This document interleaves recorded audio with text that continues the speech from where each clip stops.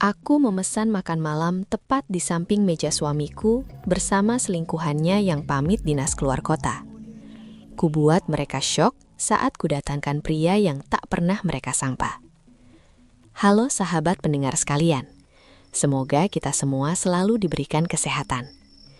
Sebelum kita lanjut ceritanya, bantu agar channel ini terus berkembang dengan like, subscribe, serta komen dari mana asal sahabat sekalian mendengarkan cerita ini. Jika sudah, mari kita mulai ceritanya. Aku tidak pernah menyangka kaki ini akan kembali melangkah ke restoran yang sama di pusat kota Jakarta. Tempat yang dulu pernah kupikir hanya cocok buat orang-orang selevel suamiku. Tapi malam ini, aku datang bukan sebagai pendampingnya. Aku datang sebagai seseorang yang sedang menguji keberanianku sendiri. Lampu gantung restoran menjuntai rendah, memantulkan cahaya ke setiap meja seperti sorotan panggung. Musik lembut terdengar samar dan aroma stik panggang menyebar tipis. Semua tampak biasa, sampai mataku berhenti pada meja nomor 11. Di sana, tepat seperti dugaanku, Ardiansyah duduk bersama Clarissa. Mereka tertawa. Tertawa yang terlalu bebas, terlalu ringan untuk seseorang yang katanya sedang dinas luar kota dan tidak boleh diganggu kecuali darurat. Aku berdiri beberapa detik, membiarkan pandanganku menelusuri ekspresi keduanya. Ardiansyah yang mencondongkan tubuh, Clarissa yang memainkan ujung rambutnya sambil memamerkan senyum tipis penuh kemenangan. Senyum yang hanya tampak ketika seseorang percaya dirinya sudah berhasil mengambil sesuatu yang bukan miliknya. Aku menarik napas perlahan, menyembunyikan gemuruh di dadaku dengan wajah paling datar yang bisa kubuat. Tidak boleh terlihat goyah. Tidak malam ini. Pelayan datang menghampiriku. Ibu Saraswati, meja 12 sudah siap. Aku mengangguk dan mengikuti langkahnya. Meja 12 hanya berjarak kurang dari 1 meter dari meja mereka. Cukup dekat untuk mendengar bisik-bisik, cukup dekat untuk melihat ekspresi jika sesuatu tiba-tiba berubah. Aku duduk, merapikan gaun sederhana yang sudah lama tersimpan di lemari. Gaun yang dulu tak pernah kusentuh, karena aku jarang ke tempat seperti ini. Ironis. Ya, malam ini aku memakainya justru untuk menyaksikan suamiku memamerkan perempuan lain. Pelayan menaruh menu di depanku. Aku belum membukanya ketika suara yang sangat kukenal terdengar dari kiri. Hah? Tawa kecil itu. Gila, kayaknya aku halu. Tadi aku lihat kayak istrimu deh, Mas. Suara Clarissa pelan, tapi sengaja dibuat agar terdengar olehku. Aduh, jangan mulai lagi, balas Ardiansyah sambil mendengus kecil. Saras tidak bakal datang ke tempat kayak gini. Dia kan. Yah, kamu tahu sendiri. Kalimat itu berhenti menggantung, tapi maksudnya jelas. Perempuan sederhana yang tidak pantas di restoran mewah. Seolah itu belum cukup, ia menambahkan lirih. Lagi pula dia pasti lagi sibuk ngurusin hal-hal receh di rumah. Sakitnya menusuk, tapi tidak membuatku goyah. Justru mempertajam fokusku. Aku menyandarkan punggung, pura-pura tidak mendengar. Padahal setiap kata mereka terasa seperti pecahan kecil yang kusatukan kembali menjadi satu hal. Alasan kenapa aku duduk di sini. Ponselku bergetar di meja. Pesan singkat. Saya sudah di parkiran. Meja 12 ya. Aku menatap layar itu beberapa detik, merasakan aliran listrik dingin mengalir dari tengkuk ke ujung jari. Nama pengirimnya tidak muncul, karena memang sengaja kusimpan tanpa kontak. Hanya nomor.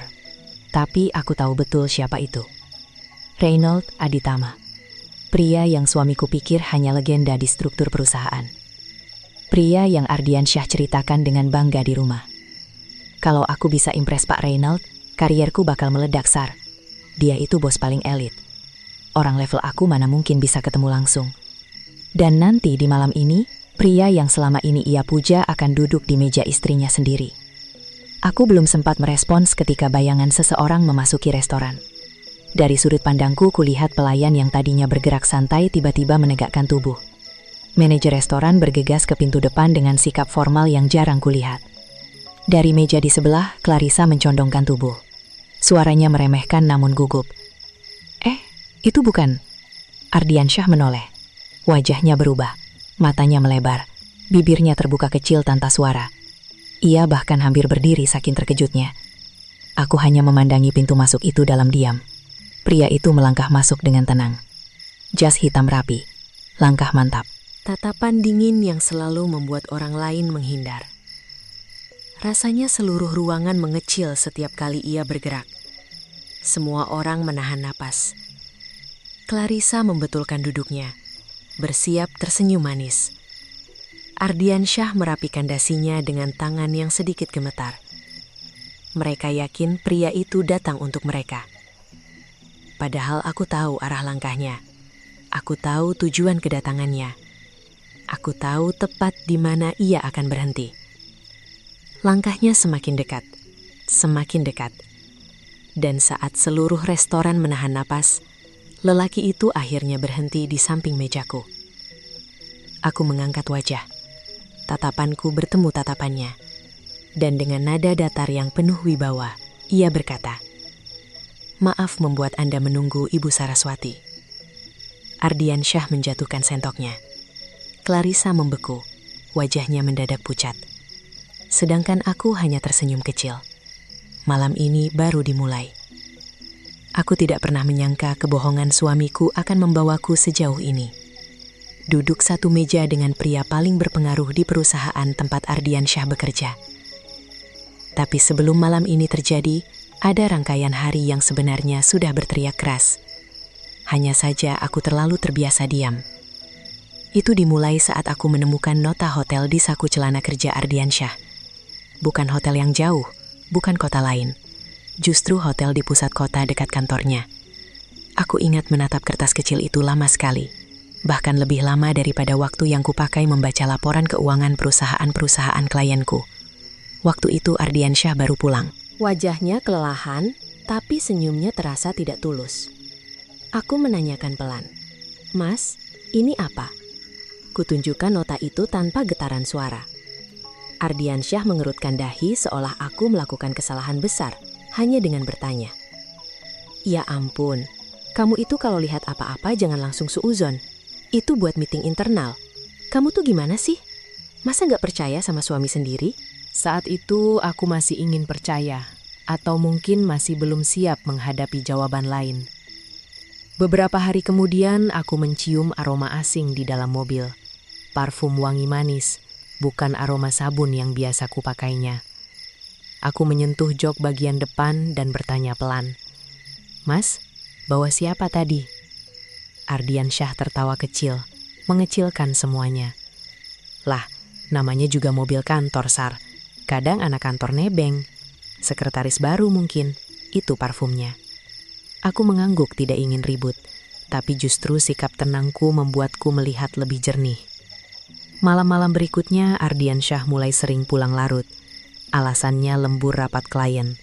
Padahal aku yang dulu mengatur arus kas dan laporan internal tahu persis satu hal.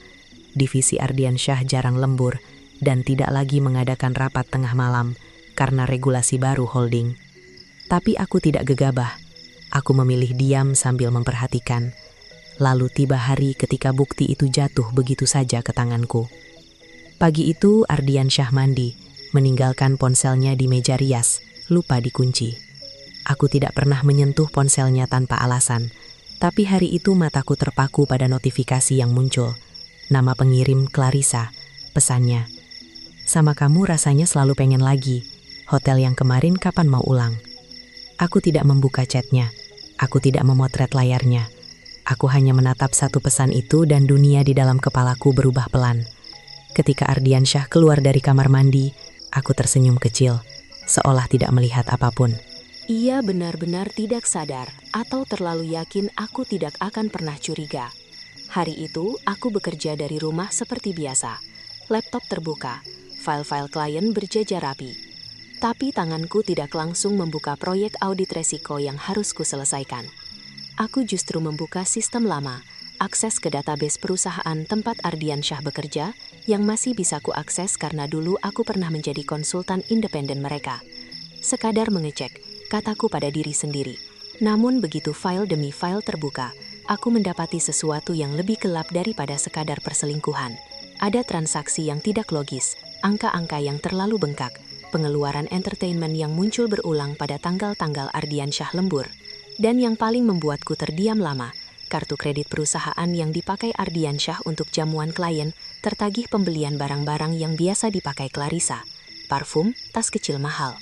Jamuannya pun bukan untuk klien, melainkan restoran yang mereka datangi malam itu. Aku menyandarkan tubuh, merasakan detak jantungku berubah.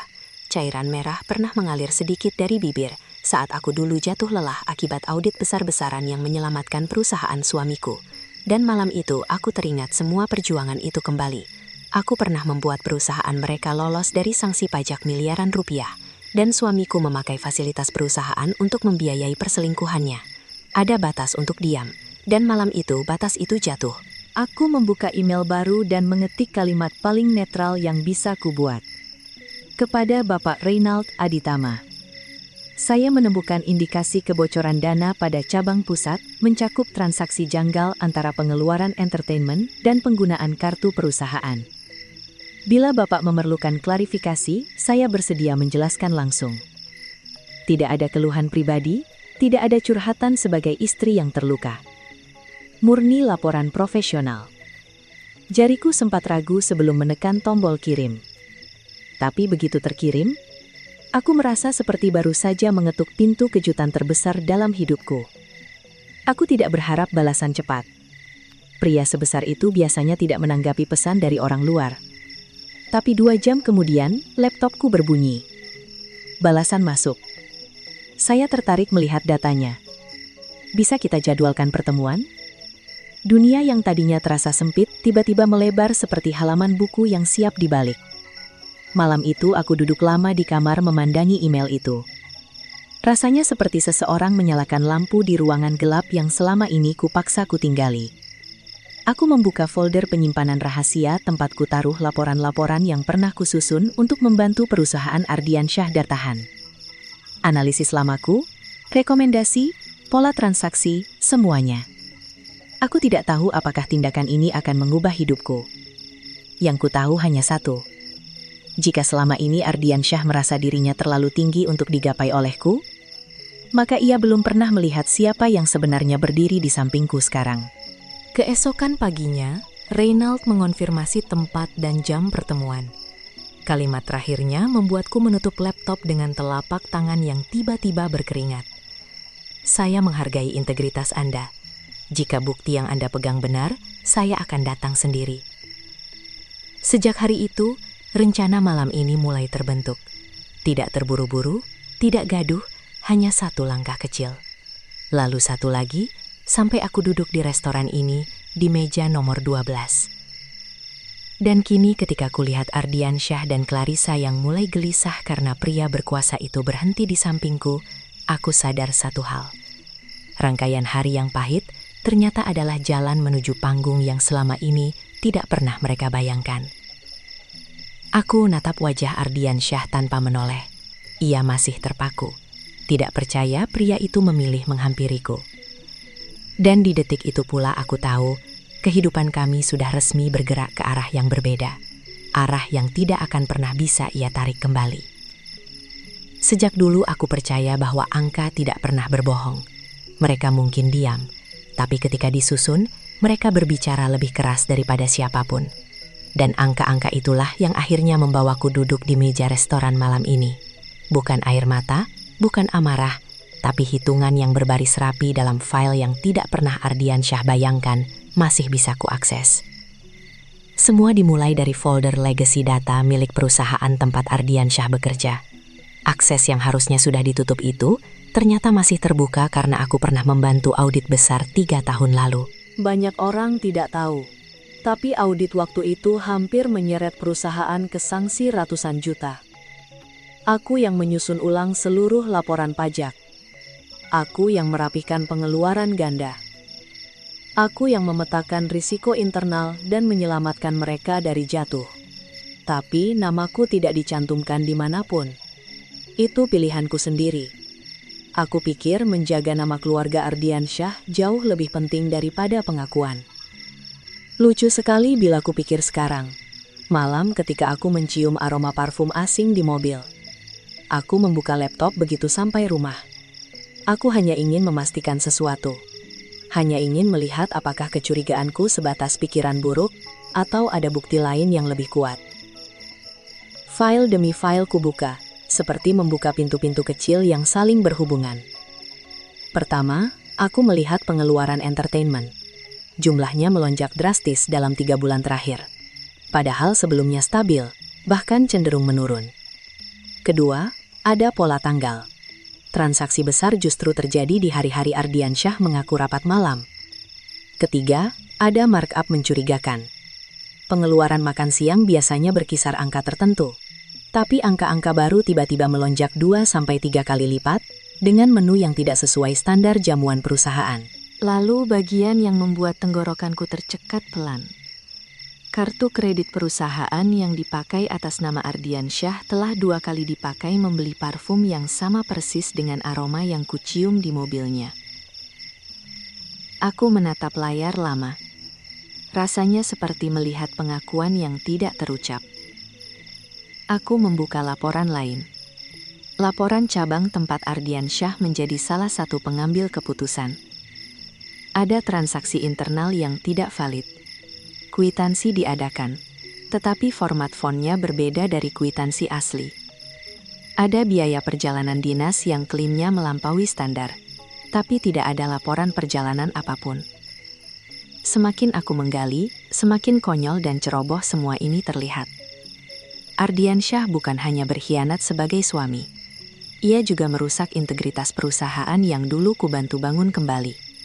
Aku tidak menangis, tidak marah, tidak histeris. Aku justru merasakan kejernihan aneh yang sangat tenang, seperti berada di tengah angin yang berhenti bertiup. Jika ia berani membohongi rumah tangga kami, itu urusanku. Tapi jika ia mencuri dari perusahaan, itu urusan orang yang jauh lebih besar daripada aku. Aku membuka email untuk kedua kalinya, mengetik perlahan. Pak Reynald, saya menemukan pola transaksi yang berpotensi merugikan holding. Mohon arahan. Saya kirim beberapa lampiran sebagai bukti awal. Aku mengecek satu file khusus. Laporan yang dulu kususun dengan Reynald saat ia masih berada di divisi audit pusat. Waktu itu ia belum menjabat CEO. Aku masih ingat sosoknya. Tajam, tidak suka basa-basi. Nilai kebenaran di atas segalanya. Meski tidak pernah dekat secara pribadi, ia tahu pekerjaanku. Ia tahu aku jeli membaca resiko. Ia tahu aku tidak akan mengirim laporan palsu. Itu sebabnya aku nekat. Setelah menekan tombol send, aku menatap jendela kamar. Lampu-lampu kota berkelip. Entah kenapa malam itu terasa lebih sunyi daripada biasanya. 3 jam kemudian, balasan itu masuk. 3 jam, seorang CEO membalas email analisis yang dikirim dari akun pribadi seorang perempuan yang dianggap tidak penting oleh suaminya. Pesannya singkat tapi menghentak. Saya sudah meninjau lampiran Anda. Data ini akurat dan penting. Pertemuan dibutuhkan. Besok jam 10. Aku menutup laptop perlahan. Aku tahu keputusan itu akan mengubah semuanya. Pertemuan keesokan harinya berlangsung singkat. Ruangan khas holding, dingin, rapi, terukur.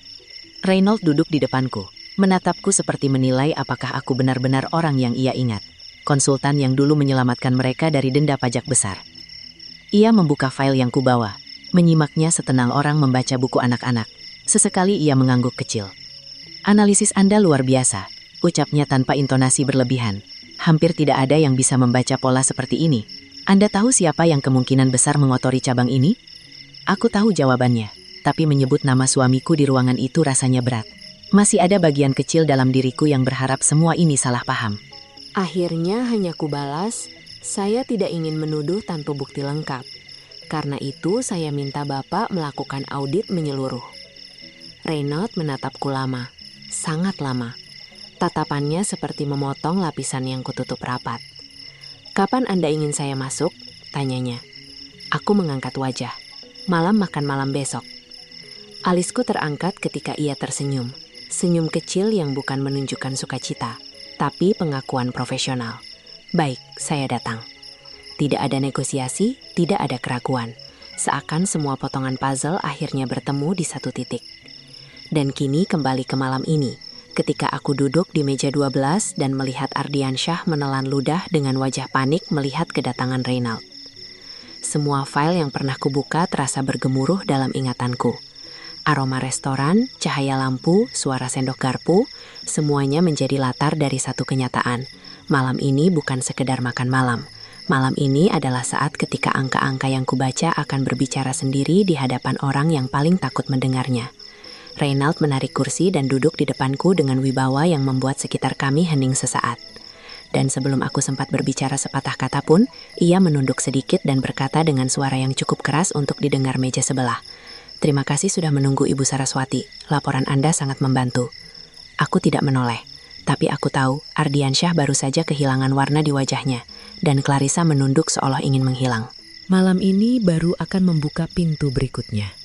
Pintu yang tidak bisa mereka tutup lagi. Reynald duduk di depanku dengan tenang. Tenang yang justru membuat seluruh ruangan terasa gelisah. Setiap gerakan kecilnya, setiap helaan nafas yang ia biarkan terdengar seperti memberi aba-aba bahwa sesuatu yang besar akan dimulai. Dan aku tahu, untuk bisa duduk di hadapan pria seperti ini, aku harus benar-benar siap. Tapi sebelum sampai ke titik ini, ada satu hari yang tidak pernah akan kulupakan. Hari ketika aku benar-benar menyadari bahwa hidupku sudah berhenti berjalan lurus dan kini mulai berbelok ke arah yang tidak pernah kusangka. Pertemuan di kantor holding berlangsung di salah satu ruangan paling tertutup. Kaca tebal, karpet pekat, meja panjang tanpa satupun barang yang tidak fungsional. Suasana ruangan terasa seperti tempat keputusan penting lahir. Dan hari itu, untuk pertama kalinya dalam hidupku, akulah salah satu orang yang dipanggil ke ruang itu. Bukan untuk disalahkan, tapi untuk didengarkan. Aku datang dengan binder berisi data. Meski hanya berisi belasan lembar, aku tahu Reynald tidak suka presentasi bombastis. Ia hanya ingin angka, bukti, dan cara berpikir. Ketika aku masuk, ia tidak langsung bicara. Ia menutup laptopnya, menyilangkan kedua tangan, dan menatapku dengan fokus yang membuatku ingin merapikan rambut. Padahal tidak ada yang berantakan. Bu Saraswati, katanya membuka percakapan. Anda pernah bekerja dengan saya 3 tahun lalu. Saya ingat Anda. Aku sempat terdiam. Bukan karena kata-katanya manis, justru karena ia mengatakannya tanpa basa-basi. Untuk pria selevel dia, mengingat namaku adalah hal besar. Saya hanya menjalankan analisis waktu itu, Pak. Jawabku. Ia menggeleng tipis. Waktu itu Anda menyelamatkan kami, dan sekarang Anda mengirim data yang cukup mengkhawatirkan. Ia memberi isyarat agar aku duduk. Aku duduk perlahan, merasakan adrenalinku naik sedikit demi sedikit. Ada kemungkinan kecurangan internal. Aku memulai. Dan saya menemukan pola yang tidak sinkron antara pengeluaran cabang, laporan entertain, dan tunjukkan pada saya. Potongnya ringan, bukan kasar, hanya langsung pada intinya. Aku menggeser binder ke arahnya. Ia membukanya lembar demi lembar, tanpa mengubah ekspresi sedikit pun. Hanya alisnya naik tipis ketika sampai pada halaman transaksi kartu kredit. Pengeluaran pribadi dibebankan ke perusahaan, katanya singkat. Aku mengangguk, dan jumlahnya terus membesar. Ia mengetuk meja dengan jarinya. Anda tahu siapa yang mengotorisasi setiap transaksi ini? Aku mengencangkan jemari di pangkuanku. Saya tahu siapa tanda tangannya, Pak. Tapi saya ingin holding yang menyimpulkan. Saya terlalu dekat dengan pihak yang berpotensi terlibat. Ia berhenti mengamati ekspresiku lama. Terlalu lama. Dan seolah baru paham sesuatu, ia bersandar sedikit. Ah, ini bukan hanya soal fraud ya? Aku mengalihkan tatapan. Saya datang bukan sebagai istri, Pak. Saya datang sebagai analis. Namun beban emosional tetap ada. Kedua kata itu, beban emosional, menyentuh sesuatu yang sudah lama kutahan. Tapi aku menjaga suaraku tetap datar. Saya hanya ingin keadilan perusahaan berjalan. Reynald tersenyum kecil, sangat kecil. Senyum yang jarang muncul dari pria sepertinya. Saya butuh melihat sendiri, ucapnya akhirnya. Saya ingin hadir saat orang yang bertanggung jawab menyadari bahwa datanya sudah terbaca. Kata-kata itu seperti suara palu yang membuka jalan. Kapan waktunya menurut Anda tepat? Tanyanya lagi. Aku menelan napas pelan sebelum menjawab. Besok malam, suami saya mengaku sedang dinas luar kota. Tapi sebenarnya ia membuat reservasi makan malam dengan sekretarisnya di restoran Lumiere. Reynold mengangkat wajah. Tidak terkejut, tidak kasihan, hanya fokus. Meja berapa? 11. Dan Anda akan duduk di meja 12. Ia mengangguk seperti seorang komandan yang baru saja menerima koordinat penting sebuah operasi. Saya datang, katanya mantap. Ia menutup binderku perlahan, bukan seperti orang yang selesai membaca laporan, tapi seperti seseorang yang baru menentukan langkah strategis berikutnya. Saat aku berdiri untuk pamit, ia menambahkan satu hal yang membuat kakiku hampir berhenti melangkah. Bu Saraswati, saya menghargai keputusan Anda datang ke sini sebagai profesional. Tidak mudah memisahkan kepala dan hati dalam kondisi seperti ini. Aku hanya mampu membalas dengan anggukan kecil sebelum keluar. Sampai saat itu, aku belum sepenuhnya menyadari besarnya keputusan yang kuambil. Tapi ketika aku tiba di parkiran, ponselku berbunyi. Pesan balasan terakhir dari Reynold. Besok malam saya akan datang sendiri. Duduklah duluan. Biarkan mereka melihat posisi Anda sebelum saya tiba. Aku menatap layar cukup lama. Ada ketenangan aneh yang menyebar di dada. Untuk pertama kalinya dalam hidupku, aku sadar bahwa kebenaran bukan hanya soal siapa yang bersalah, tapi siapa yang berani berdiri. Dan kini kembali ke restoran ini, duduk di meja 12. Ketika kulihat Ardiansyah dan Clarissa berusaha memperbaiki duduk mereka setelah menyadari siapa yang memasuki ruangan. Aku tahu semua yang dimulai dari folder angka itu akan berakhir di tempat ini. Reynold menautkan jari-jarinya, menatapku dalam. Baik Bu Saraswati, mari kita mulai. Dan aku tidak perlu menoleh untuk mengetahui bahwa meja sebelah sudah tidak lagi terdengar tawa. Hanya napas tercekat yang menunggu badai apa yang akan menghampiri mereka. Malam itu akan selalu kuingat dua hal. Gaun yang kupakai dan suara jantungku sendiri. Aku berdiri lama di depan cermin sebelum berangkat. Gaun itu sederhana, warna hitam elegan, potongan selutut, tanpa payat atau detail mencolok. Bukan gaun mahal, bukan gaun glamor. Hanya gaun yang kubeli 5 tahun lalu dengan niat memakainya untuk acara kantor Ardiansyah yang tak pernah jadi kulaksanakan. Waktu itu Ardiansyah bilang, kamu gak usah ikut. Istriku harusnya di rumah, bukan di acara bisnis orang gede. Aku mengembalikan gaun itu ke lemari tanpa protes. Tapi malam ini, gaun itu akhirnya keluar dari tempatnya. Bukan untuk menemani suamiku, melainkan untuk menemani keberanianku. Aku berdiri beberapa menit memandangi pantulan wajahku. Ada bekas luka kecil di bawah mata, bukan luka fisik. Hanya tanda dari banyak malam tanpa tidur ketika kecurigaan tumbuh seperti tanaman liar. Rambutku kusisir pelan, merapikan sedikit bedak di wajah. Tidak ada riasan berlebihan. Aku hanya ingin terlihat rapi, tegas. Tiba-tiba ponselku berdering. Nama yang muncul di layar, Ibu Ratna, mertuaku. Aku sempat ragu mengangkatnya, tapi kutekan tombol hijau juga. Saras, suara mertuaku terdengar seperti biasa, tinggi menyudutkan. Kamu dengar ya, Ardiansyah itu lagi kerja. Jangan lebay, jangan ganggu anakku. Kamu tuh istri harus ngerti. Aku menarik napas pelan. Saya nggak ganggu, Bu. Ya jangan jadi istri posesif, bentaknya. Udah bagus dia mau kasih kamu hidup enak. Kamu itu cuma di rumah, nggak punya karir. Nggak usah ikut-ikut kerjaannya. Aku menutup mataku sejenak. Bukan marah, tapi kecewa. Betapa butanya seorang ibu pada anak lelaki yang jelas-jelas sedang menghancurkan rumah tangganya sendiri. Baik, Bu. Jawabku singkat. Saya ngerti. Ya, bagus. Jangan bikin masalah. Telepon ditutup begitu saja. Aku menatap layar ponsel beberapa detik sebelum meletakkannya kembali. Tidak ada satupun kata penghinaan itu yang menusukku seperti dulu. Justru membuatku semakin yakin bahwa aku memang harus datang malam ini. Untuk pertama kalinya dalam hidupku, aku tidak akan diam ketika diinjak. Reservasi meja kulakukan 1 jam kemudian. Pelayan menyebut restoran sudah hampir penuh, tapi meja 12 masih tersedia. Seolah Allah benar-benar memegang pintu itu agar tetap terbuka untukku. Setelah memastikan semuanya, aku mengambil binder tipis berisi salinan data yang malam ini tidak akan kubuka dulu. Aku memasukkannya ke dalam tas kecil hitam. Di perjalanan menuju restoran, aku tidak memutar musik, tidak ingin suasana bercampur dengan lagu apapun. Aku hanya ingin mendengar detak hatiku sendiri, yang semakin mantap, semakin jelas. Setibanya di parkiran restoran, aku menarik nafas panjang. Cahaya lampu-lampu taman memantul di kaca mobil, menciptakan pantulan samar wajahku. Aku tahu jika aku membuka pintu sekarang, hidupku tidak akan pernah kembali seperti sebelumnya.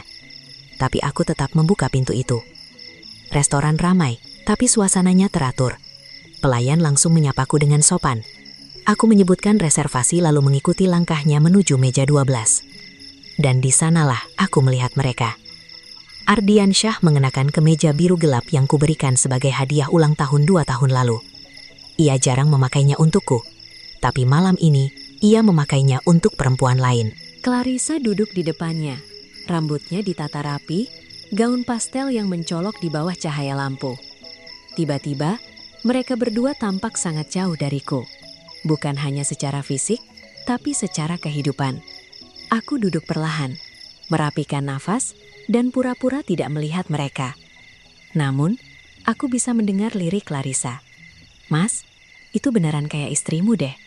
Ardiansyah mendengus meremehkan. "Gak mungkin, dia gak punya gaya kesini." Aku tersenyum kecil tanpa menoleh. Pelayan menaruh menu di depanku. Tapi aku tidak sempat membacanya karena ponselku bergetar. Saya sudah di parkiran. Masuk sebentar lagi. Meja 12. Kalimat itu tampak biasa, tapi efeknya luar biasa. Aku meletakkan ponsel perlahan, seperti menata kepingan terakhir dari sebuah puzzle. Dan saat itulah, suara pelayan di dekat pintu berubah menjadi lebih formal. "Selamat malam, Pak." Ruangan seolah memadat. Aku tidak perlu menoleh untuk tahu siapa yang datang. Tapi semua orang menoleh, termasuk Ardiansyah. "Astaga, itu Pak Aditama." Suaranya terdengar pecah. Clarissa merapikan rambut dengan panik.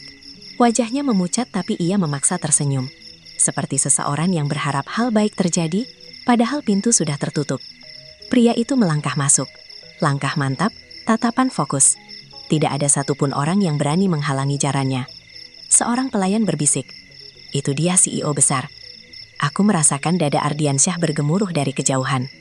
Ia hampir berdiri, seolah ingin mengundang pria itu ke mejanya.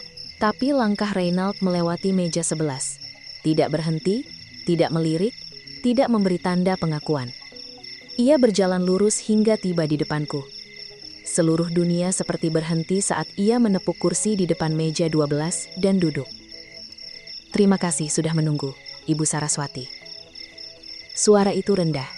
Wibawa mengalir begitu saja. Ardiansyah menjatuhkan garpunya. Clarissa membeku. Aku mengangkat wajah, menatapnya tenang. Dan di detik itu aku sadar, aku tidak lagi berada di dunianya Ardiansyah. Aku sedang melangkah ke duniaku sendiri. Dunia yang selama ini tidak ia tahu aku punya jalannya.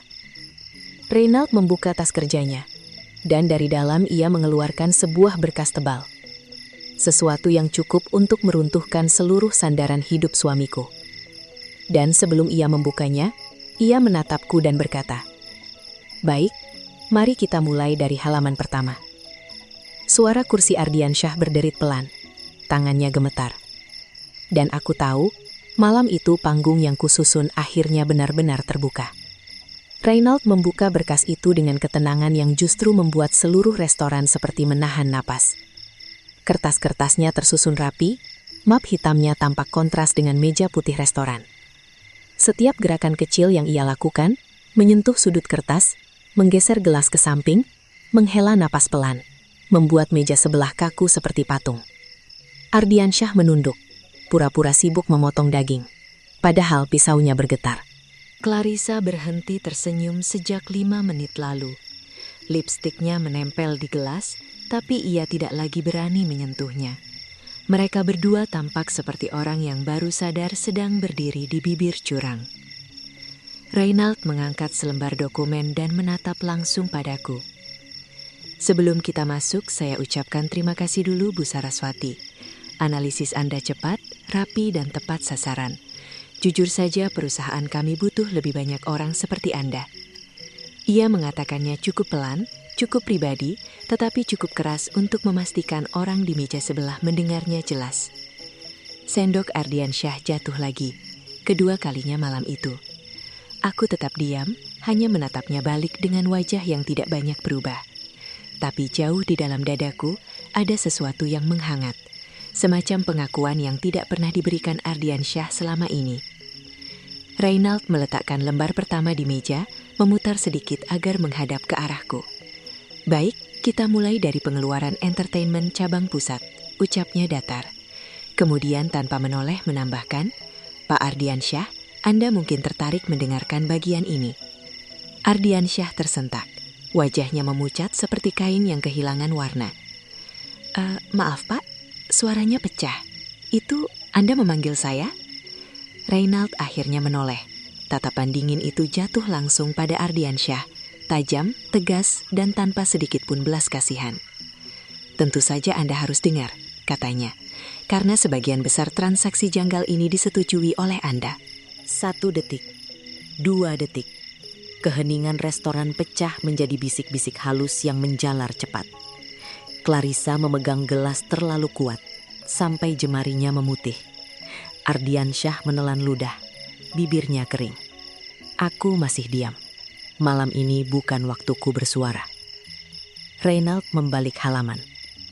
Transaksi tanggal 4, 9, dan 15. Pembelian minuman premium, makan malam di lokasi yang sama beberapa kali. Semua memakai kartu kredit perusahaan. Ardiansyah mencoba tersenyum. Senyum gugup yang tampak lebih buruk daripada menangis. "Oh, itu kan jamuan klien, Pak. Saya..." "Klien mana?" Potong Reynald cepat, tajam, tanpa memberi ruang untuk bernapas. Nama tidak tercantum. Tidak ada laporan meeting, tidak ada follow up. Bahkan kwitansinya memakai jenis font yang berbeda dari format resmi perusahaan kami. Ardiansyah menggigit bibir. Clarissa menunduk. Wajahnya kehilangan semua riasan kepercayaan diri. Reynald memutar lembar berikutnya, menampilkan tabel pengeluaran. Ia mengetuk satu angka dengan ujung jarinya. Dan transaksi ini, pembelian parfum wanita dengan harga tinggi juga muncul di laporan corporate card. Jenis parfum yang sama persis dengan aroma yang tadi saya cium ketika lewat meja 11. 3 pelayan pura-pura menunduk, tapi kupastikan satu hal, mereka mendengar semuanya. Ardiansyah mulai gagap. Pak, itu salah sistem. Atau mungkin sudah saya cek ke pusat database." Potong Reynald lagi. "Tidak ada kesalahan sistem. Yang ada hanya kesalahan manusia." Lalu ia menatap lurus ke arah suamiku. Tatapan yang bisa meruntuhkan seseorang tanpa berteriak. "Dan manusia yang bertanggung jawab adalah Anda." Ardiansyah menggenggam ujung meja, berusaha bertahan di kursi. Suaranya merintih pelan. "Pak Reynald, saya bisa jelaskan." "Saya tidak perlu," kata Reynald. "Anda akan mendapat hak untuk menjelaskan di audit besok pagi di kantor pusat dengan tim legal." Clarissa mengangkat wajah, panik. "Pak, maaf, tapi Mas Ardiansyah ini..." Reynald menoleh sekejap ke arahnya. Sekejap saja, tapi cukup untuk membuat Clarissa menggigit bibir dan kembali diam. "Saya belum selesai," katanya datar. Ia membuka halaman terakhir. Ini adalah rekap dari analisis Bu Saraswati. Ia menemukan pola yang bahkan tim audit kami lewatkan, jadi tolong hargai kehadirannya. Lalu ia menatapku sebentar, tatapan yang tidak dingin, tidak hangat, hanya menghargai. Aku menahan napas. Entah kenapa seluruh tubuhku terasa lebih tegak. Reynald kembali menutup map itu dengan menggeser jarinya perlahan. Lalu berkata pada Ardiansyah, dengan suara selembut silet yang sedang menggores kaca. "Mulai malam ini, semua akses Anda dinonaktifkan. Semua kewenangan dicabut. Dan besok, Anda datang sebagai pihak yang diperiksa." Suara piring bergetar dari meja sebelah. Clarissa menutup mulut. Bahunya naik turun. Ardiansyah menatapku. Tatapannya kacau, panik, memohon. Dan entah kenapa di balik semua itu, aku bisa melihat sesuatu yang belum pernah muncul di wajahnya sebelumnya. Ketakutan yang selama ini ia anggap hanya milikku. Dan sebelum malam itu berakhir, sebelum kata apapun bisa diucapkan lagi, Reynald menambahkan satu kalimat yang membuat wajah Clarissa benar-benar kehilangan warna. "Dan jika terbukti, Anda menggunakan fasilitas perusahaan untuk kepentingan pribadi bersama staf tertentu, seluruh konsekuensi hukumnya akan kami proses sampai tuntas." Clarissa menegang. seperti seseorang yang baru saja kehilangan tanah di bawah kakinya. Aku menatap gaunku, merapikannya pelan, seolah semua ini hanya percakapan biasa. Namun, ketika aku mengangkat wajah, aku melihat sesuatu di mata Ardiansyah. Bukan hanya ketakutan, tapi kesadaran bahwa malam ini adalah akhir dari dunia yang selama ini ia pamerkan, dan awal dari sesuatu yang tidak bisa ia hentikan lagi. Restoran itu menjadi saksi betapa cepatnya dunia seseorang bisa runtuh. Bukan dengan teriakan, bukan dengan kekerasan, tetapi dengan data, dokumen, dan kalimat-kalimat yang diucapkan dengan tenang. Dan ketika Reynolds menutup berkasnya, seluruh ruangan terasa hening, hingga aku bisa mendengar detikan jam di dinding.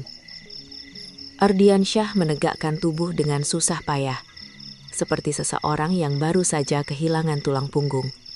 Clarissa memegang meja begitu kuat, hingga buku jarinya memutih. Tidak ada lagi tawa, tidak ada lagi keangkuhan, tidak ada lagi permainan, kita lebih tinggi daripada istrimu. Hanya ketakutan mentah tanpa topeng. Reynolds merapikan map hitamnya lalu melirik pelayan yang berdiri tak jauh. "Tolong siapkan teh hangat untuk saya dan Ibu Saraswati," katanya singkat. Pelayan itu tersentak dan langsung mengangguk. Semua orang di restoran tahu betapa berharganya permintaan itu. Bahkan mempersiapkan teh untuknya seperti menyiapkan hidangan kerajaan. Saat pelayan berlalu, Reynolds merapatkan kedua tangannya di atas meja, mencondongkan tubuh sedikit ke depan. "Sekarang," katanya dengan volume pelan namun tegas, "kita masuk ke bagian yang paling menarik." Aku merasakan udara seolah menipis. Ardiansyah menelan ludah yang terdengar jelas. Reynolds membuka halaman terakhir, halaman yang tidak pernah ingin didengar oleh lelaki di meja sebelah. "Dana operasional cabang," ucapnya. Ardiansyah menegang, hampir seperti tersengat listrik. Reynolds menatapnya tanpa berkedip. Dalam 3 bulan terakhir, dana operasional cabang Anda naik 27% tanpa persetujuan pusat, tanpa laporan pendukung. Ardiansyah membuka mulut, menutupnya lagi seperti ikan yang terdampar. "Pak, saya itu ada banyak kegiatan internal. Kami tidak perlu menciptakan cerita baru," potong Reynolds. Nadanya tetap datar. "Kami sudah mengonfirmasi ke seluruh klien, seluruh cabang, dan seluruh divisi. Tidak ada kegiatan tambahan, tidak ada meeting besar, tidak ada acara." Ia mengetuk dokumen 1 kali. "Yang ada hanya uang yang keluar. Kemana?" Ardiansyah membelalak, wajahnya mulai basah oleh keringat. Saya bisa jelaskan, Pak. Saya pikir saya bisa." "Pak Ardiansyah," ucap Reynolds kini lebih pelan. "Ketika seseorang mengambil dari perusahaan, kami sebut itu kelalaian. Tapi ketika seseorang mengambil berulang kali, kami sebut itu kesengajaan." Clarissa tiba-tiba berdiri, kursinya berderit keras. "Pak, Mas Ardiansyah orang baik. Dia tidak pernah." Semua kepala menoleh, termasuk Reynolds. Hanya satu tatapan dinginnya yang membuat Clarissa langsung duduk kembali dengan tubuh gemetar. "Saudari Clarissa," katanya, suaranya begitu halus namun penuh ancaman. "Anda akan kami mintai keterangannya besok, karena beberapa transaksi juga tertaut pada nomor staf Anda." Mulut Clarissa membentuk lingkaran kecil, tidak ada suara yang keluar. Reynolds kembali menatapku. Wajahnya tenang, seperti seseorang yang sedang membuat keputusan besar tanpa tergesa-gesa. Bu Saraswati, analisis Anda sangat akurat. Tanpa laporan Anda, kebocoran ini mungkin terus berjalan. Holding bisa merugi besar. Ia berhenti sebentar, memberi ruang bagi seluruh ruangan untuk menyerap kalimat itu. Aku hanya mengangguk. "Saya hanya melakukan apa yang seharusnya, Pak." "Dan Anda melakukannya dengan sangat baik," balasnya. Ada sesuatu dalam suaranya, pengakuan tulus, bukan basa-basi korporat. Lalu ia berdiri. Langkahnya perlahan, tapi setiap gerakannya seakan memiliki bobot besar. "Mulai malam ini," katanya sambil menatap Ardiansyah, "Anda dinonaktifkan dari seluruh akses. Besok pagi jam 8, Anda wajib hadir ke kantor pusat untuk audit investigasi. Bila tidak hadir, kami proses sebagai pelanggaran hukum." Ardiansyah terlihat seperti seseorang yang baru saja jatuh dari tempat tinggi. Pada akhirnya ia berkata dengan suara patah, Saya mohon jangan lakukan ini di depan umum. Reynald memiringkan kepala sedikit. Jika Anda tidak ingin dilihat seperti ini oleh publik, ia berhenti. Senyum tipis, sangat tipis, muncul di bibirnya. Anda seharusnya tidak mencuri di belakang publik. Ardiansyah menunduk. Wajahnya kehilangan semua warna. Suaranya pecah. Saras, tolong. Itu pertama kalinya ia memanggilku dengan suara seseorang yang sedang tenggelam. Aku menatapnya tenang, tidak marah, tidak membentak. Justru kesedihan kecil muncul. Kesedihan karena aku akhirnya menerima bahwa lelaki yang dulu pernah kubantu begitu besar bukanlah lelaki yang kupikir selama ini. Sebelum aku merespons, Reynald menoleh padaku. Saya akan menghubungi Anda besok pagi. Ada hal lain yang ingin saya diskusikan. Ada getaran samar di nada suaranya. Bukan personal, tetapi jelas menghormati. Ia kemudian menatap Ardiansyah satu terakhir kalinya. Saya harap Anda belajar sesuatu malam ini. Lalu ia melangkah pergi. Tidak ada musik, tidak ada tepuk tangan. Hanya suara langkah kaki Reynald yang menjauh, meninggalkan 3 kehidupan yang baru saja berubah selamanya. Clarissa tidak lagi berani menatap siapapun. Ardiansyah masih menunduk. Tangannya gemetar di atas piring, dan aku merasakan sesuatu mengalir pelan di dalam diriku. Bukan kemenangan, bukan balas dendam, bukan euforia, tapi beban berat yang selama ini menempel di dadaku perlahan turun 1 lapis. Malam belum selesai, namun aku tahu pintu rumah tanggaku baru saja mulai retak sepenuhnya. Begitu pintu restoran tertutup di belakang Reynald, suasana meja sebelah langsung berubah menjadi medan runtuhan. Cahaya lampu yang tadinya hangat tiba-tiba terasa dingin. Denting garpu, gesekan sepatu, bisik-bisik orang. Semua terdengar jauh seolah aku berada di balik kaca tebal. Aku tidak menoleh, tidak perlu. Aku bisa merasakan dari ujung jari betapa paniknya mereka. Clarissa lebih dulu pecah. Bukan menangis keras, tapi nafasnya memburu, bahunya bergetar. Suara yang keluar dari mulutnya seperti angin kering yang dipaksa menjadi kata. Mas gimana ini? Kita gimana? Ardiansyah mengusap wajahnya. Rambutnya kusut seperti baru ditarik paksa dari tidur buruk. Kita? Suaranya serak. Ini bukan kita. Ini gara-gara kamu. Semua gara-gara kamu. Clarissa memekik kecil. Apa aku? Mas yang mau. Semua ini karena kamu pakai kartu perusahaan buat beli tas. Bentak Ardiansyah. Suaranya keras, sampai 2 meja menoleh. Aku menutup mataku sejenak. Ada bagian kecil dalam diriku yang teringat masa lalu, saat Ardiansyah masih lembut, masih sopan, masih menghargai. Saat ia dengan wajah lusuh dan hati penuh mimpi, datang padaku ingin kuliah lagi. Saat aku membayarnya diam-diam dari tabunganku sendiri. Kata-kata mertua menyusul di kepalaku. Kamu itu gak punya kontribusi apa-apa. Ironi memang selalu punya cara masuk ke saat-saat tertentu. Di meja sebelah, Clarissa hampir histeris. Mas, aku bisa kena. Aku bisa dipecat. Kamu pikir aku gak bisa? Ardiansyah membalas dengan suara rendah tapi penuh kemarahan mentah. Aku kehilangan jabatan, Clarissa. Jabatan yang aku bangun bertahun-tahun. Semua hancur. Aku tidak tahu siapa yang memulai, tapi kursi mereka tergerak keras. Suara bisik makin ramai, sampai akhirnya aku memutuskan untuk berdiri.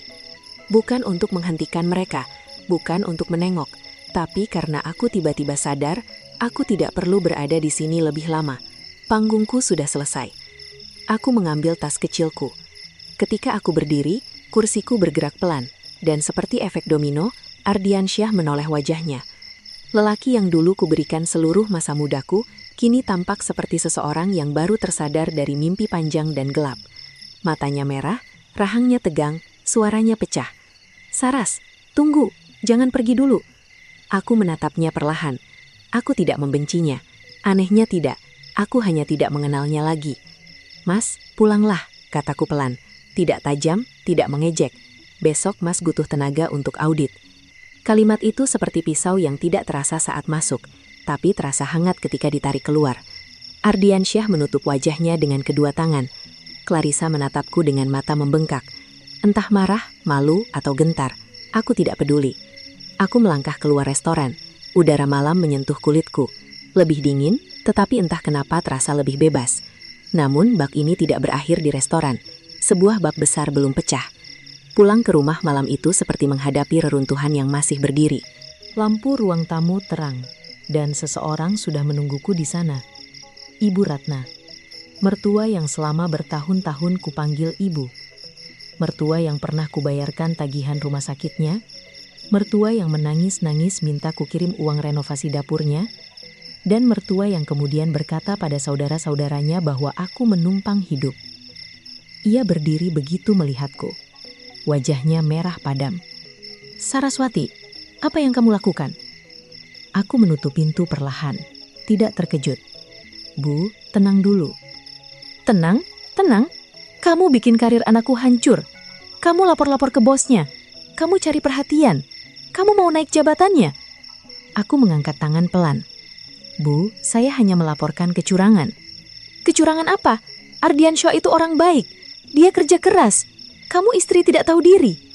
"Cukup." Satu kata rendah, tenang, tapi tegas. Untuk pertama kalinya, Ibu Ratna terdiam. Mungkin karena aku tidak pernah mengeraskan suara sebelumnya. Aku mengambil napas. Mas Ardiansyah kehilangan jabatannya bukan karena saya, tapi karena tindakannya sendiri. "Tapi kamu yang lapor," pekiknya.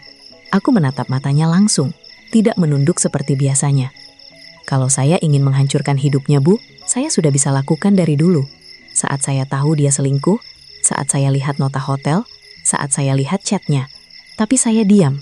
Saya memberi Mas kesempatan sadar sendiri. Wajah Ibu Ratna mencengang, dan aku melanjutkan pelan. Tapi setiap kata seperti memberikan bobot yang sudah bertahun-tahun kutahan. Dan kalau kita bicara soal menghancurkan hidup, selama ini saya membantu membangun hidup Mas. Saya biayai kuliahnya, saya biayai kursusnya, saya rapikan laporan perusahaannya, saya bantu lunasi utang ibu. Ibu Ratna membelalak. Omong kosong. Aku mengeluarkan ponsel menunjukkan bukti transfer satu persatu. Ibu Ratna mundur setengah langkah. Wajahnya hancur sesaat. Ia gagap. Kamu, Bu, suaraku melembut. Saya bukan musuh ibu, tapi saya tidak akan lagi diam ketika disalahkan atas perbuatan orang lain. Ibu Ratna tidak bisa menjawab. Ia hanya berdiri gemetar seperti seseorang yang baru saja menyaksikan bangunan yang mereka bangun dari kesombongan runtuh di depan matanya. Aku berjalan melewatinya, masuk kamar, mengambil map hitam kecil berisi dokumen-dokumen pribadi, lalu kembali keluar. Ibu Ratna memegang lenganku, panik. "Kamu mau kemana? Kamu jangan tinggalkan rumah anakku, kamu itu istri." Aku menatapnya lembut yang justru menampar lebih keras daripada kemarahan. "Bu, sejak kapan rumah ini jadi rumah anak ibu?" Ia terdiam. Aku melepaskan genggamannya pelan. "Saya ajukan gugatan cerai besok pagi. Tim legal dari holding akan mengurus semuanya." Wajah Ibu Ratna mencair menjadi ketakutan. Kamu serius?" "Sangat." Aku berjalan menuju pintu. Dan sebelum aku keluar, aku mengucapkan kalimat terakhir yang mungkin akan ia ingat seumur hidupnya. "Selamat malam, Bu. Semoga besok Ibu bisa menenangkan Mas. Dia akan butuh itu." Pintu tertutup di belakangku. Aku tidak tahu apakah di dalam sana Ibu Ratna menangis, marah, atau berdoa agar semua ini hanya mimpi. Yang aku tahu adalah untuk pertama kalinya dalam hidupku, aku melangkah pergi tanpa menundukkan kepala. Dan babak yang menunggu di depanku bukan lagi babak seorang istri yang diam, tapi seorang perempuan yang akhirnya memilih hidupnya sendiri. Aku tidak pernah menyangka hidupku bisa berubah hanya dalam hitungan hari. Rasanya seperti seluruh dunia yang dulu kubangun dengan sabar, perlahan-lahan sekarang mengganti fondasinya tanpa menunggu izinku. Tapi anehnya, aku tidak merasa kehilangan apapun. Justru aku merasa baru saja mendapatkan kembali diriku sendiri. Pagi setelah malam panjang itu, udara terasa berbeda. Bukan lebih cerah, tapi lebih ringan, lebih lapang, seolah langit mengetahui bahwa aku akhirnya melepaskan sesuatu yang selama ini membebaniku. Telepon pertamaku pagi itu datang dari nomor kantor pusat holding. Aku tidak kaget, sudah kuduga. "Selamat pagi, Bu Saraswati." Suara sekretaris profesional terdengar jelas. "Pak Reynald meminta Anda hadir pukul 10 untuk pembahasan lanjutan terkait analisis Anda." "Baik," jawabku, "saya akan datang." Dan satu hal lagi, Bu. Suaranya merendah sedikit seolah membawa kabar penting. Pak Reynald meminta Anda tidak membawa siapapun dan tidak perlu khawatir soal prosedur. Beliau yang langsung akan menerima Anda. Hanya segaris kalimat, tapi cukup untuk membuat napas teraturku berhenti 1 detik. Reynald sendiri yang akan menerima. Itu bukan hal kecil. Gedung pusat holding berdiri menjulang dengan kaca tebal yang memantulkan langit. Aku memasuki lobi dengan tas kecil dan map berisi dokumen pribadiku. Resepsionis langsung berdiri begitu melihat namaku tertera di daftar. Silakan naik, Bu. Pak Aditama sudah menunggu. Ruangannya lebih tenang dari yang kubayangkan. Tidak banyak dekorasi, hanya meja kayu besar, rak hitam minimalis, dan kaca besar yang memperlihatkan seluruh kota. Di balik meja itu, Reynald berdiri menatap laporan. Ia menoleh saat aku masuk dan satu hal langsung kutangkap. Tatapannya lebih hangat daripada di restoran. Silahkan duduk, katanya sambil menutup folder. Aku duduk menjaga tubuh tetap tegap meski jantungku berdetak lebih cepat dari biasanya. Reynald menyilangkan tangan. Saya ingin membicarakan 2 hal. Ia mengangkat 2 jarinya. Yang pertama, audit. Aku mengangguk. Tim internal sudah turun sejak pagi. Dan sesuai dugaan Anda, cabang pusat memiliki kebocoran lebih besar dari yang Anda perkirakan. Tidak hanya transaksi janggal, ada aliran dana ke rekening pihak ketiga. Aku tidak berkedip. Pihak ketiga? Ia menunjuk layar laptop. Nama sesuai identitas, Clarissa Amalia. Aku menarik napas perlahan. Ada bagian kecil dari diriku yang tidak terkejut, tapi tetap terluka. Reynald mengubah posisi duduknya. Ada kemungkinan Ardiansyah terlibat langsung. Aku mengangguk kecil. Saya mengerti. Ia memandangku beberapa detik. Lama tapi bukan menilai. Lebih seperti memastikan bahwa aku tidak goyah. Kami akan melanjutkan proses hukum, katanya datar. Anda tidak perlu terlibat. Semua ditangani oleh tim legal. Ada kelegaan pelan mengalir di dadaku. Tidak perlu lagi menghadapi persidangan panjang, tidak perlu melihat wajah mereka di ruang pemeriksaan. Reynald menambahkan, jika Anda ingin menghindari kontak dengan mereka, saya bisa memfasilitasi tim perlindungan legal seluruhnya. Aku tersenyum tipis. Terima kasih, Pak, tapi saya baik-baik saja. Tatapannya berubah sedikit. Ada sesuatu di sana yang tidak pernah kulihat sebelumnya. Bukan rasa hormat profesional, tapi sesuatu yang lebih personal, lebih hangat. Ia melanjutkan hal kedua, perusahaan. Aku menegang sedikit. Saya ingin menawarkan Angga posisi konsultan utama. Aku membelalak. Tidak hanya untuk satu cabang, tapi untuk seluruh holding. Anda akan diberi akses penuh, tim sendiri, dan kebebasan penuh untuk menentukan metode audit. Aku menatapnya lama. Tidak percaya. Pak, tawaran itu terlalu besar. Reynald menggeleng. Bukan, itu setimpal dengan kemampuan Anda, dengan apa yang sudah Anda lakukan. Aku tenggelam dalam diam. Sebagian besar hidupku, jasaku dianggap tak terlihat, tidak penting. Hanya sambungan dari kerja suami. Kini untuk pertama kalinya, seseorang melihatku sebagai pusat dari keahlianku sendiri. Saya terima, jawabku akhirnya. Senyuman tipis muncul di sudut bibir Reynald. Samar, tapi ada. Siang itu, aku pergi ke kantor pengacara yang ditunjuk holding. Ruangan minimalis, dinding putih, aroma kopi. Pengacara muda itu menatapku dengan hormat. Kami siap menangani perceraian Anda, Bu. Tidak perlu Ibu temui Pak Ardiansyah. Semua surat akan kami kirimkan resmi. Terima kasih, jawabku pelan. Ia menggeser map merisi berkas cerai. Hak aset tetap pada nama Anda. Rumah dalam dokumen pembelian berasal dari rekening Anda. Kami akan ajukan bukti. Aku tidak bicara apapun, hanya menatap map itu. Separuh hatiku merasa sedih, bukan karena kehilangan Ardiansyah, tapi karena perjalanan panjang yang pernah kubangun dengan cinta, ternyata hanya aku sendiri yang mengayuh. Apa Ibu ingin menuliskan alasan cerai? Tanya pengacara. Aku menggeleng perlahan. Tulis saja ketidakselarasan nilai hidup. Ia mengangguk memahaminya lebih dari kata-kata. Pindah dari rumah lama adalah babak lain yang menenangkan. Aku tidak membawa banyak barang. Hanya pakaian, dokumen penting, bindar kerjaku, dan satu foto kecil masa lalu. Sisanya kubiarkan tertinggal, seperti masa lalu yang tidak ingin kubawa lagi. Apartemen baru yang kuserahkan depositnya pagi itu terasa seperti lembar kosong yang luas. Dinding putih, jendela besar, udara baru yang tidak menyimpan riwayat siapapun. Malamnya aku duduk di sofa sambil menatap lampu kota. Dan entah kenapa aku tidak merasa sendiri. Ada ketenangan baru yang belum pernah kurasakan. Sampai ponselku berbunyi. Reynald Aditama. Pesan singkat, sederhana, tegas. Selamat atas keputusan hari ini. Jika tidak keberatan, saya ingin mengajak Anda makan malam. Ada hal penting yang ingin saya bicarakan. Tidak formal, tidak terkait kasus. Waktu Anda tentukan. Aku menatap layar. Detak jantungku berubah ritmenya. Bukan cepat, tapi hangat. Bukan takut, bukan gelisah, hanya sesuatu yang berbeda. Dan tanpa sadar, jariku mengetik. Baik, Pak. Besok malam, restoran yang kemarin. Mataku menutup perlahan. Untuk pertama kalinya dalam bertahun-tahun, aku merasa jalan di depanku tidak lagi berkabut. Dan seseorang tiba-tiba berjalan di sisi lain dari jalan itu. Restoran itu terasa berbeda malam ini. Bukan karena lampunya berubah, bukan karena musiknya lebih lembut, bukan karena pelayannya lebih ramah, tapi karena aku kembali ke tempat yang sama, sebagai perempuan yang sudah berubah. Dulu aku masuk dengan hati yang retak dan napas yang gemetar. Dulu aku duduk di meja 12 dengan beban rahasia, luka, dan deru ketakutan yang bercampur dengan keberanian terpendam.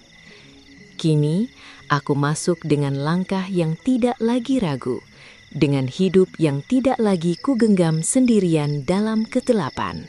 Pelayan yang mengenal wajahku langsung tersenyum sopan. Selamat datang kembali, Bu Saraswati. Meja 12 sudah disiapkan.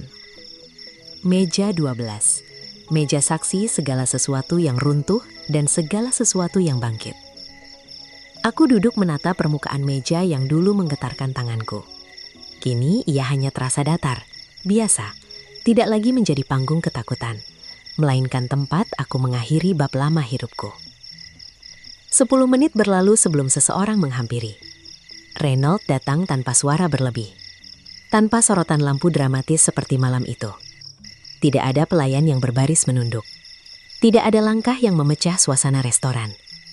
Malam ini ia datang sebagai dirinya, dan aku duduk di sini sebagai diriku. Sore ini kota tampak lebih cerah daripada biasanya, katanya sambil menarik kursi.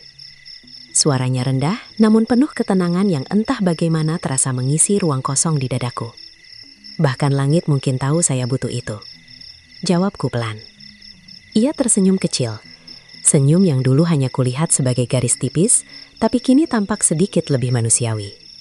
Beberapa detik kami duduk dalam keheningan, tapi bukan keheningan canggung, melainkan keheningan dua orang yang akhirnya tidak perlu berburu kata untuk menjelaskan apa yang sudah mereka lalui. Apa sudah nyaman di tempat baru? Tanya Reynald. Aku mengangguk. Lebih nyaman dari yang saya bayangkan. Itu bagus. Ia menatapku seperti sedang memastikan bahwa jawabanku jujur, bahwa aku benar-benar baik-baik saja, dan aku memang baik. Untuk pertama kalinya setelah bertahun-tahun, kami sudah menyelesaikan proses internal, katanya kemudian. Audit lengkap menunjukkan pelanggaran berat. Baik Ardiansyah maupun Clarissa akan menghadapi konsekuensi hukum. Anda tidak perlu hadir kecuali Anda menginginkannya. Aku tidak ingin terlibat lebih jauh, jawabku pelan. Saya hanya ingin bergerak maju. Reynald mengangguk perlahan, seolah kalimat itu justru membuatnya menghormatiku lebih dalam. Keputusan bijak, katanya. Malam itu berjalan tanpa ketegangan, tanpa ledakan, tanpa drama berselubung ancaman. Seperti malam sebelumnya, kami bicara tentang pekerjaan, tentang proyek keuangan yang sedang ia siapkan, tentang rencana audit besar yang ia percayakan padaku. Tidak sekalipun ia menyebut perceraianku secara langsung. Tidak menyebut luka lamaku, tidak menyentuh hal-hal yang membuatku runtuh. Baginya, aku bukan istri korban perselingkuhan. Bukan perempuan yang disakiti. Aku, di matanya, adalah analis yang ia hormati. Seorang profesional yang ia percayai. Dan dari semua hal yang terjadi, itulah yang paling menyembuhkan. Ketika makanan habis setengah, ia meletakkan garpu dan berkata dengan nada lebih rendah dari sebelumnya. Saraswati, saya jarang mengatakan hal ini, tapi izinkan saya bertanya satu hal. Aku menatapnya. Silahkan. Ia ragu sejenak. Sangat singkat, tapi aku melihatnya. Laki-laki setenang dia jarang ragu. Apa yang paling ingin Anda lakukan sekarang setelah semua ini selesai? Pertanyaannya sederhana, tapi rasanya seperti memegang pintu hidup dan menanyakan arah mana yang ingin kubuka. Aku menatap jendela restoran. Lampu kota berpendar, mobil-mobil melintas. Dunia berjalan seperti biasa, padahal hidupku telah berubah sepenuhnya. Aku ingin memilih diriku sendiri, jawabku pelan. Ia diam, tapi diamnya bukan kosong, melainkan diam seseorang yang memahami. Lalu aku menambahkan, aku ingin hidup yang tidak lagi ditentukan oleh siapa yang melihatku rendah. Hidup yang tidak menunggu pengakuan orang lain. Hidup yang kubangun bukan untuk membuktikan apapun, tapi karena aku akhirnya tahu caranya melihat diriku sendiri. Mata Reynald melembut sejenak. Sangat halus. Hampir tidak terlihat, tapi terasa. Dan Anda sudah memulainya, katanya. Aku tersenyum. Senyum yang lahir tanpa paksaan. Tanpa topeng, tanpa luka. Rasanya ringan. Saat kami keluar restoran, angin malam menyentuh pipiku pelan. Tidak dingin, justru seperti menyambut. Reynald berjalan di sisiku, tidak mendahului, tidak mengatur langkahku, hanya berjalan berdampingan. Ketika kami sampai di depan pintu mobilku, ia berhenti dan berkata, Saraswati, mulai sekarang, apapun arah hidup yang Anda pilih, Anda tidak lagi berjalan dengan kepala menunduk. Aku mematung. Hanya satu kalimat. Tapi itu kalimat yang selama ini kutunggu, tanpa pernah sadar aku menunggunya. Aku menarik napas pelan dan membalas. Terima kasih, Pak. Tapi langkah ini bukan karena siapapun. Ini karena saya belajar melihat diri sendiri dengan benar. Reynald tersenyum. Itu lebih hebat dari apapun yang bisa dilakukan perusahaan. Sebelum aku masuk mobil, ia menambahkan, dan kalau suatu hari Anda butuh teman makan malam, bukan sebagai klien atau bos, saya akan selalu menerima undangan itu. Hatiku tidak berdebar keras, tidak gemetar, tidak terseret emosi terlalu jauh. Hanya hamat sahamat seseorang yang akhirnya menemukan seseorang lain yang tidak ingin mengikat tapi ingin menemani. Akan ku ingat itu, jawabku pelan. Ia mengangguk, memutar badan dan berjalan menuju mobilnya. Aku masuk ke mobil, menutup pintu dan membiarkan diriku tersenyum untuk pertama kalinya sejak segalanya dimulai. Malam itu saat melajukan mobil pulang, aku berkata dalam hati, dulu aku duduk di meja yang membuatku merasa kecil. Sekarang aku duduk di meja yang membuatku melihat diriku sesungguhnya. Dan itu akhirnya cukup.